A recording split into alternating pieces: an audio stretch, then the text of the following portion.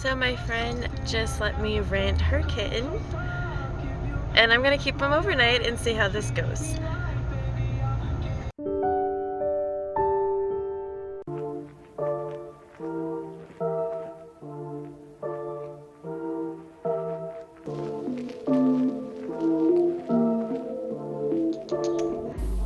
Hi, welcome back to Mad Catter Artistry. Today I wanted to tackle a really important discussion about mental health. It's something that's really important to me, and I thought we should have a little chat. I've actually struggled with anxiety and depression for most of my life.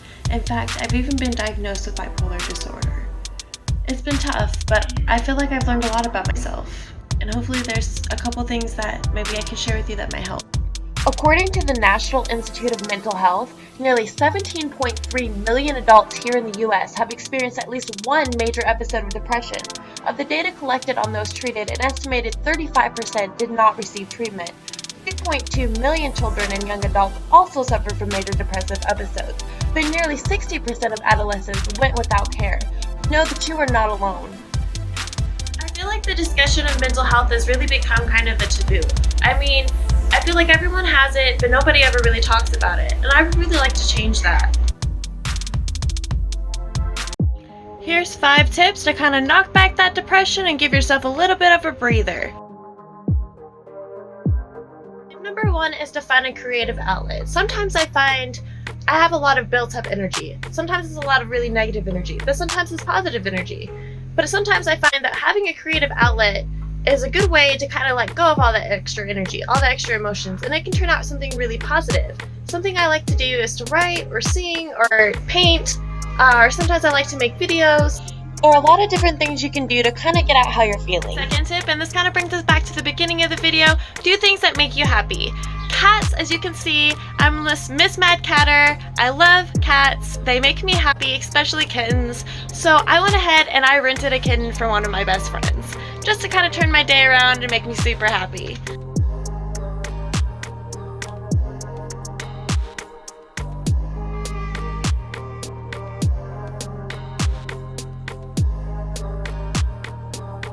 The kitty cat sleepover was a success. He's passed out right now.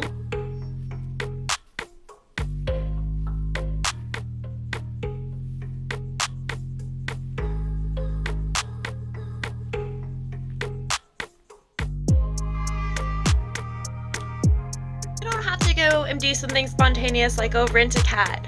But there are other things you can do. Treat yourself. Do things that make yourself happy. Go on an adventure. Try something new. You know, just try to enjoy life. Remember that sometimes it is in the little things, you know? Try to remember what it was like to be a little kid, when everything was such a big deal and everything was super exciting. Try to live life to the fullest again. Just like my stepdaughter Alice, when she found out that we were renting a kitten.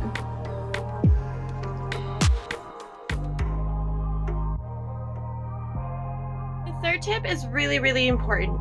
Seek help. Ask for help.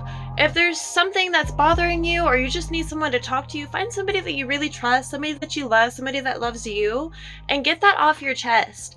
Go ahead and talk about what's bothering you, because keeping it inside is not going to help you, and it's not going to help the people who love you help you.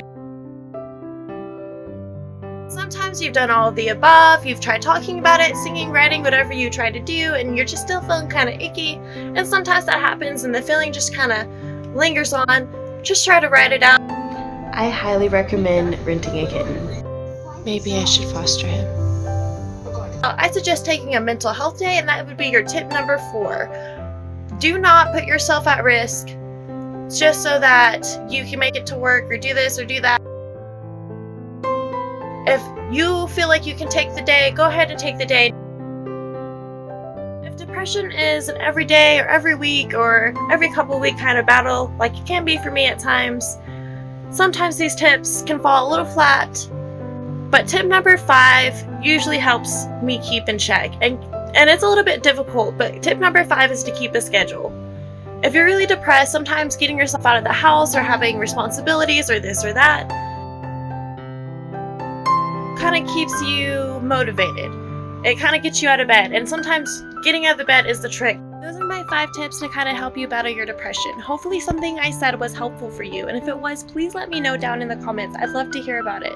Or if you have any other suggestions or experiences you'd like to share with me, I'd also like to hear about that as well. But most importantly, please just have a discussion and make sure to set a good example for anyone younger that may be looking up to you. Until next time, see you later.